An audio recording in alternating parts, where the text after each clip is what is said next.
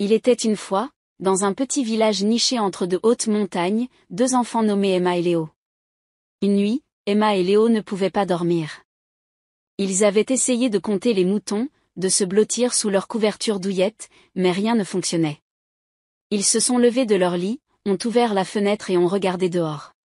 La lune brillait dans le ciel, éclairant légèrement leur chambre. Soudain, ils entendirent du bruit venant de dehors. C'était le marchand de sable. Le marchand de sable avait une baguette magique spéciale qui contenait du sable magique.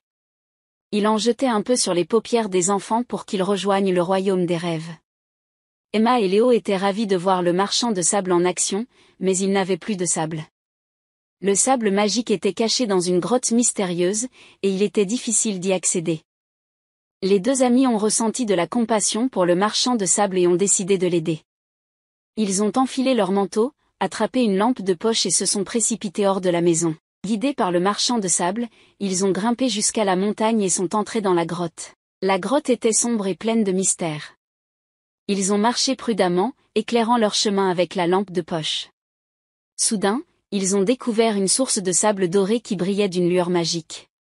C'était là que le marchand de sable collectait le sable magique pour aider les enfants à dormir. Avec précaution, Emma et Léo ont rempli un petit sac de sable magique pour le marchand de sable. Ils savaient à quel point un bon sommeil était important pour les enfants du monde entier. Alors qu'ils revenaient de la grotte, ils ont entendu le marchand de sable les remercier chaleureusement. Il les a félicités pour leur courage et leur gentillesse. Les deux amis sont rentrés à la maison, se sont glissés dans leur lit. Puis, avec sa baguette magique, le marchand de sable a jeté un peu de sable magique sur les paupières d'Emma et de Léo. Bientôt, ils se sont endormis paisiblement et ont commencé à rêver de merveilleuses aventures. Le marchand de sable avait trouvé de précieux amis en Emma et Léo, et de temps en temps, il l'aidait à collecter le sable magique dans la grotte pour apporter de doux rêves à tous les enfants du monde.